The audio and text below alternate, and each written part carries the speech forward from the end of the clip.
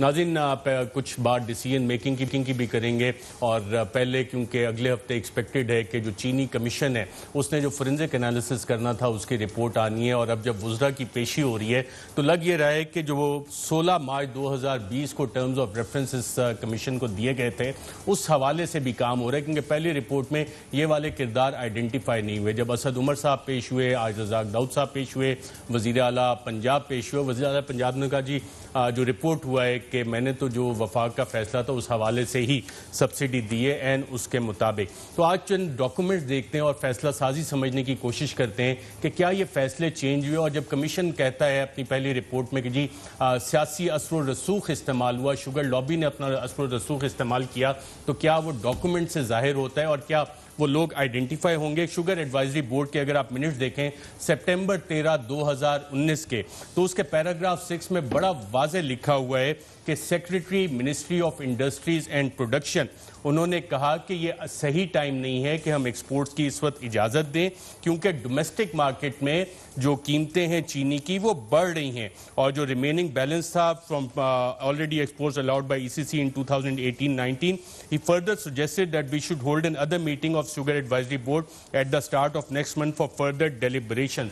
यानी कि secretary ministry of industries and production बड़ा वाज़ेह कह रहे हैं कि जनाब आप ये अभी काम ना करें, डोमेस्टिक मार्केट में चीनी की कीमतें बढ़ रही हैं। लेकिन हमारी इतलात ये हैं कि इनको झाड़ पिला दी गई और कहा कि जी आपको क्या पता, हमें इस वक्त फॉरेन करेंसी चाहिए, फॉरेन एक्सचेंज चाहिए, तो इजाज़त देनी पड़ेगी। अब दो मजीद आपके सामने नाज़रीन दस्तावेज़ात रखते हैं। ये 30 नवंबर 2018 का डिसीजन है और इसमें बड़ा वाज़ेह लिखा जा रहा है ईसीसी का कि ना कोई फ्रेट दिया जाएगा, ना कोई फाइनेंशियल सपोर्ट दी जाएगी मिलर्स एक्सपोर्टर्स को वफाकी हुकूमत की तरफ से या सूबाई हुकूमतों की तरफ से। और 30 नवंबर के जब हम ये दस्तावेज़ात देखते हैं तो इसमें यह भी बताया जाता है कि अगर कोई एबनॉर्मल चीनी की कीमतें बढ़ती हैं तो इसमें ईसीसी बताएगी काबीना को कि एक्सपोर्ट्स को फर्दर रोक दिया जाए। और फर्दर इस हवाले से इसमें यह भी फैसला हुआ कि 2 बिलियन की जो आउटस्टैंडिंग सब्सिडी है वो दे दी जाए। तो आप इसमें वाज़ेह तौर पे देख सकते हैं कि जनाब नो फ्रेट और financial support will be provided और इसमें सब्सिडी का 30 नवंबर के फैसले में कोई जिक्र नहीं है। लेकिन 4 दिसंबर को एक करिश्मा होता है और 4 दिसंबर को जो करिश्मा होता है वो पैराग्राफ नंबर 4 में बड़ा वाज़ेह दिया हुआ है कि सूबाई हुकूमतें अगर चाहें तो वो सब्सिडी दे सकती हैं शुगर मिल्स को to export their surplus sugar to solve their liquidity problems. और साथ फर्दर फैसले भी इस हवाले से हैं। तो अब ये 4 दिन में ऐसा क्या हुआ कि अपना ईसीसी ने फैसला बदल दिया। काशिफ अब्बासी साहब, पहले जिक्र ही नहीं है सब्सिडी का और फिर 4 दिसंबर को सब्सिडी का जिक्र आ जाता है और जो फाइंडिंग्स हैं पहली उसमें बड़ा वाज़ेह लिखा हुआ है कमीशन ने कि जी export of sugar was not justified as the sugar production was expected to be low. और फिर वो क्लाउड का भी जिक्र करते हैं, पॉलिटिकल क्लाउड। तो 4 दिन में ये पॉलिटिकल क्लाउड अगर इस्तेमाल हुआ तो जिन लोगों ने बैठ के ये फैसले लिए, आप एक्सपेक्ट कर रहे हैं जो फोरेंसिक एनालिसिस आएगा उसमें वो नाम सामने आएंगे? ये तो फोरेंसिक जब आएगा सामने उस वक्त देखते हैं। देखें, चीनी की एक्सपोर्ट का इशू कोई सिंपल इशू नहीं है। You have to understand it's a very complex thing. ये आसान नहीं है कि क्यों होती है, किस वजह से होती है और सब्सिडी क्यों दी जाती है। सारे की कोई ना कोई वजह है जिसकी वजह से साल से ये सब्सिडी दी जाती रही है। ठीक है, गलत ये बहस एक अलग बहस है। कितनी चीनी है पाकिस्तान में, जैसा ये भी लगा था कि सीएम साहब से पूछा गया तो उन्होंने कहा जी मैंने चेक नहीं किया। कभी किसी ने चेक नहीं किया। ऐसा कोई मैकेनिज्म ही मौजूद नहीं है पाकिस्तान में। यही तो रिपोर्ट बता रही थी कि जिससे स्टेट लेवल पे चेक किया जा सके कि हमारे पास चीनी के ज़खायर कितने हैं। ये जो सारे हैं, देखिए ये सारी एस्टेब्लिश है, नाम आएंगे सामने कि ये फैसला 4 दिन में कैसे बदला। असद उमर साहब पेश हो चुके हैं, रज़ाक दाऊद साहब आज पेश हुए। लेट्स सी, आने चाहिए। देखिए कोई तो बुनियाद देंगे आके, कोई तो लॉजिकल रीजन आनी चाहिए कि किस वजह से एक तारीख पे आप कहते हैं कि ये नहीं होगा, दूसरी तारीख पे आप कहते हैं कि ये होगा। उसकी कोई ना कोई वजह तो बताएंगे आके। It has to be something जो लॉजिकल हो, जो हमारी समझ में आए, जो हम देख करके हाँ ये बात समझ में आती है। देखिए it's easy today, I am sticking my neck out कि बड़े आराम से हम कह रहे हैं कि सब गलत है।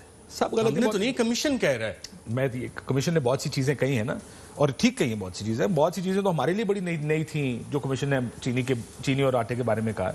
और ये कि स्टेट कहाँ पैरालाइज्ड है, ये आपको उस रिपोर्ट से पता चला। कहाँ पैरालाइज्ड है। फहद हुसैन साहब जो दो डिसीजंस का हमने जिक्र किया, 30 नवंबर और 4 दिसंबर।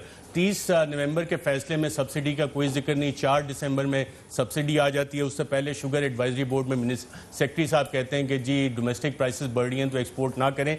ये 4 दिन में फैसला कैसे हो गया? और अब क्या वाजिद ज़िया साहब जो इस कमीशन को हेड कर रहे हैं, एक उन्होंने रेपुटेशन बनाई है, ये नाम आइडेंटिफाई करेंगे, इसी वजह से ये वुज़रा को बुला रहे हैं?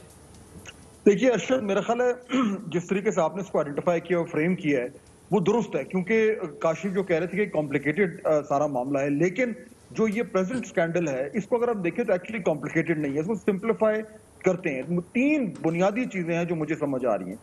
पहली ये कि शोर रिपोर्ट आई कि जनाब इसमें कोई गड़बड़ हुई है, लोगों ने फायदा उठाया है, जिसकी बुनियाद पे जहांगीर तरीन साहब के ऊपर नजला गिरा और उनको एक तरीके से पब्लिकली उनके ऊपर जो है वो उनकी तनकीद हुई और उनको फारिग कर दिया गया। ये पहला स्टेप है। दूसरा स्टेप ये होता है कि ये रिपोर्ट ये पता चलता है कि जनाब ये तो जो फैसला था सब्सिडी का ये कैसे हुआ जिसके आप जिक्र कर रहे हैं। इसमें यह है कि जनाब ईसीसी ने फैसला किया, हुकूमत पंजाब ने फैसला किया और बाकायदा काबीना ने फैसला किया।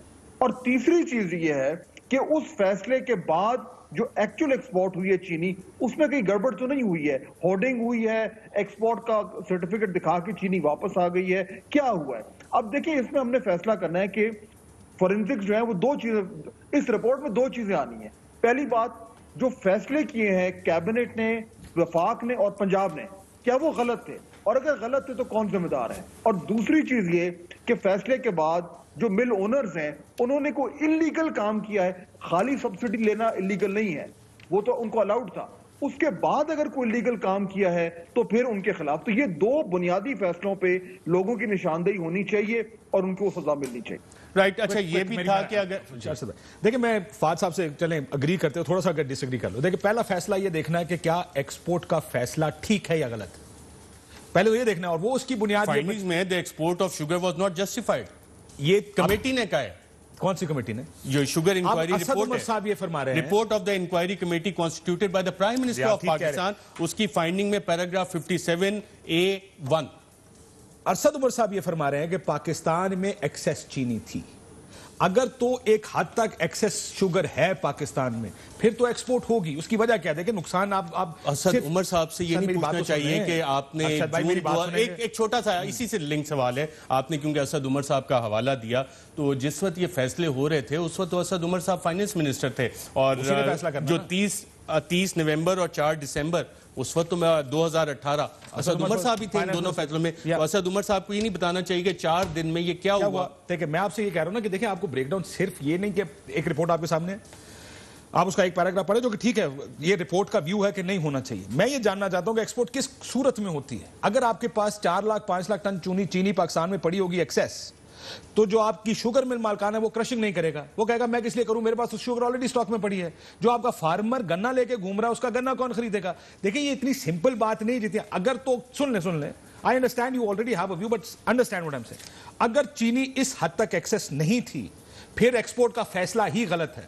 अगर एक्सपोर्ट का फैसला गलत है तो सब्सिडी तो ऑटोमेटिकली गलत होगी। ये 13 सितंबर 2019 को secretary ministry of industries and production क्या कह रहे हैं कि एक्सपोर्ट ना करें, आप इसकी पढ़ रहे ना करें क्योंकि डोमेस्टिक प्राइसेस बढ़ रही हैं। फूड सिक्योरिटी ने भी यही कहा था कि हमें एक्सपोर्ट नहीं करनी चाहिए। सो मैंने पहली चीज क्या कही कि अगर एक्सपोर्ट करनी है तो क्या ठीक एक्सपोर्ट हुई है या नहीं हुई। अगर एक्सपोर्ट गलत की गई है, आपके पास स्टॉक अवेलेबल नहीं था, अगर बहुत ज्यादा एक्सेस चीनी नहीं है, तो फिर तो एक्सपोर्ट का फैसला ही गलत है। फैसला अगर एक्सपोर्ट का ही गलत है तो फिर सब्सिडी तो ऑटोमेटिकली गलत हो गई। अच्छा आज अगला जुमला, अगर तो एक्सपोर्ट करने का फैसला ठीक है फिर तो ये पुरानी प्रैक्टिस है सब्सिडी देने की, क्यों दी जाती है ये एक और बहस है। उसका फैसला करने के बाद जो ईसीसी में भी है कि अगर एबनॉर्मल इंक्रीज हो रहा हो, फहाद हुसैन साहब आज रज़ाक दाऊद साहब पेश हुए वहां पे, जो कि शुगर एडवाइजरी बोर्ड की मीटिंग को चेयर भी करते हैं। पैराग्राफ 57A5 इसका पैराग्राफ है, sugar advisory board fail to take the timely decision to ban the export of sugar. Ministry of industries and production का सेक्रेटरी कह रहा है जी डोमेस्टिक प्राइसेस में मार्केट में प्राइसेस बढ़ रही हैं। ईसीसी में भी ये फैसला होता है कि अगर कीमतें बढ़ेंगी तो आप बैन कर देंगे। और यहाँ पे फाइंडिंग आती है हमारे इसके कमीशन की जो वजीर आजम ने बनाया कि sugar advisory board fail to take the timely decision to ban the export of sugar. ये क्या हो क्या रहा है, फैसले हो किस तरह से रहे हैं? ये क्या एक इन्फ्लुएंशियल लॉबी है, जो एलिटिस्ट एक क्लब है अशराफिया, उसको सेटिस्फाई सिर्फ किया जा रहा है और 4 दिन में फैसला बदल जाता है, सब्सिडी इनकॉर्पोरेट हो जाती है कि जी सूबे दे दें? देखिए, ये जो अभी काशिफ बात कर रहे थे, यहां तक तो ये बात दुरुस्त है कि हमने ये तयन करना है कि फैसला काबीना का जो था और ईसीसी का वो या शुगर एडवाइजरी बोर्ड का गलत था या सही था, एक सब्जेक्टिव इशू है, लेकिन एक्चुअली सब्जेक्टिव नहीं है, क्योंकि जो कमीशन बना है उसको ये जिम्मेदारी दी गई है कि अब आप फैसला करें कि ये फैसला जो था एक्सपोर्ट का ये ठीक था या गलत था। अब हमें उस कमीशन की बात इसलिए माननी है क्योंकि उस कमीशन की रिपोर्ट पे जहांगीर तरीन और दीगर लोगों पे नजला गिरा है, तो जहां तक उनको फारिग करना था तब तो कमीशन की रिपोर्ट को माना गया। अब वही कमीशन की रिपोर्ट अगर ये कह रही है, वही कमीशन ये कह रहा है कि एक्सपोर्ट का फैसला गलत था, तो फिर नेक्स्ट स्टेप ऑब्वियसली अरशद यही है कि वो जिन लोगों ने फैसला किया फिर वो जिम्मेदार हैं, और अगर वो जिम्मेदार हैं तो उनके खिलाफ क्या एक्शन होगा। मसला ये कि काबीना के फैसले का जिम्मेदार कौन होता है, बड़ा इशू है ये, वो तो डायरेक्टली फिर बात जाती है प्राइम मिनिस्टर तक, तो ये मामला कुछ कॉम्प्लिकेट सा हो गया। मामला कॉम्प्लिकेट हो गया। फैसले आपके सामने, शुगर एडवाइजरी बोर्ड, ईसीसी, काबीना, फाइंडिंग जो वजीर आजम ने खुद बनाई उसमें बड़ा वाज़ेह ये चीज़ें लिखी हुई हैं। तो अब जब फोरेंसिक का मतलब होता है कि जनाब आप बिल्कुल खोल के चीज़ें सामने रख देंगे, वाजिद ज़िया साहब जो पहले JITs में इतना अच्छा काम करते रहे और इतने सारे अफसरान इस कमेटी का भी हिस्सा हैं, अगर आप नाम पढ़ना शुरू करें सारे इलस्ट्रियस कैरियर वाले लोग हैं, वाजिद ज़िया, गौहर नफीस, अहमद कमाल, बिलाल रसूल JIT में भी थे, माजिद हुसैन, डॉक्टर बशीरुल्लाह खान, सारे इंटेग्रिटी वाले लोग हैं। Their reputations will be decided on this report. अगर वो ये फोरेंसिक जब कहा गया है तो वो आइडेंटिफाई करते हैं बंदे जिन्होंने ये फैसले किए जिस वजह से ये सारा और जी आवाम की जेब से 100 अरब रुपया निकाल लिया गया, जो कि ऑपोजिशन। नहीं, देखिए आप जब चीनी की फोरेंसिक की बात करें तो फोरेंसिक तो कंपनियों का होगा ना, अगर जहांगीर तरीन साहब का फोरेंसिक नहीं होगा। अगर असद उमर साहब को बुलाया है, अगर रजाक दाऊद साहब आ रहे हैं, इसका मतलब है कि ये प्रोसेस दोबारा पीछे चला गया है। Now they will establish again ये रिपोर्ट इन द स्कोप। अब उसमें हुआ यह है कि इस रिपोर्ट में और आने वाली रिपोर्ट में फर्क क्या होगा। इस रिपोर्ट में उन्होंने जनरल इश्यूज आइडेंटिफाई किया, असद उमर को बुलाया, रजाक दाऊद को बुलाया और वजीर आला पंजाब, और वजीर आला पंजाब के हवाले से जो फाइंडिंग्स थी उसमें पैराग्राफ 57A4 में बड़ा वाज़ेह लिखा है, no other government except the government of Punjab provided the subsidy, the financial layout of subsidy was ₹3 billion. यानी कि ये स्कोप वाइडन करते जा रहे हैं अपने फोरेंसिक एनालिसिस का। इसलिए वो बैक ये वापस पीछे की तरफ चल रहे हैं कि आपने फोरेंसिक किया और उसके बाद मेरा तो ख्याल है कि इस रिपोर्ट के आने से जो पहली रिपोर्ट आई है उससे पहले असद उमर को बुलाना चाहिए था, क्योंकि आप एक लार्जली एक रिपोर्ट दे रहे हैं जिसमें आपने ये कह दिया कि एक्सपोर्ट नहीं होनी चाहिए थी। मैं ये नहीं फैसला दे रहा कि इस तरफ गलत है या उस तरफ ठीक है।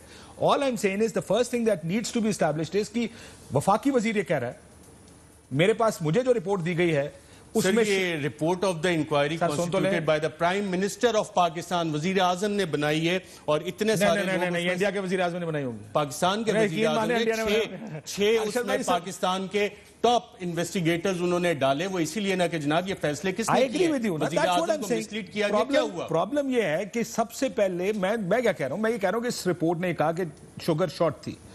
अब आपका फाइनेंस मिनिस्टर जिसने उस वक्त ईसीसी का फैसला किया वो कहता है कि एक्सेस है, तो पहला फैसला इस्तेमाल हुआ। यही रिपोर्ट कहती है कि जनाब जो पॉलिटिकल क्लाउट है वो भी इस्तेमाल हुआ है। मेजर बेनिफिट सारे के सारे तो पॉलिटिशियंस है ना आपके। मैं ये कह रहा हूं बात फिर किस जगह जाएगी, आप जितना मर्जी पॉलिटिकल क्लाउड हैवी वर्ड्स इस्तेमाल करें, बात इस जगह जाएगी आपकी शुगर का स्टॉक क्या था। या पहला सुन ले पहला सिर्फ फाद साहब से सिंपल पूछ लूं, फाद साहब अब ये शुगर के स्टॉक पे है या कि वो जैसे नदीम अफजल चंद ने कहा था गल वध गई है, 10 दानी पिया कमीशन, तो ये क्यों बुला रहे हैं असद उमर, रजाक दाऊद और चीफ मिनिस्टर पंजाब को? देखिए अरशद, बड़ी सिंपल बात है। दो तरह के स्टेक होल्डर्स हैं, वो लोग जिन्होंने सब्सिडी दी, वो लोग जिन्होंने सब्सिडी ली। इन दोनों को देखना है, जिन्होंने दी उन्होंने क्या गलती की और जिन्होंने ली उन्होंने क्या गलती की।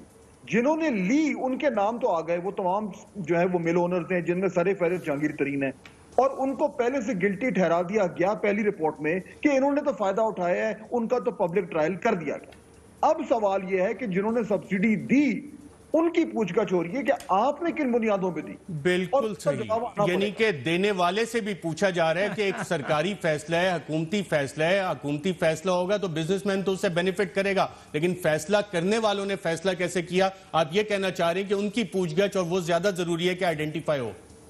देखिए मेरा ख्याल है अगर वो आइडेंटिफाई नहीं होती तो बड़ा मसला हो जाएगा, क्योंकि शुरू में तो यही शक पैदा हुआ था शुरू में कि जनाब ये सारा कुछ इसलिए किया है क्योंकि कुछ लोगों को गवर्नमेंट फारिग कराना चाह रही थी।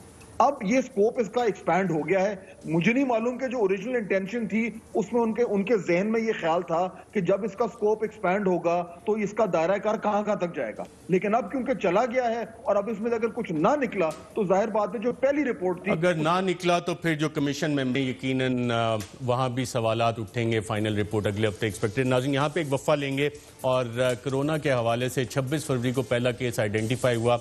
आज जो तादाद हमारी पहुंच गई है तकरीबन 35,000 से तजावुज कर गई है। हमारी पॉलिसी क्या है? एक वक्फे के बाद।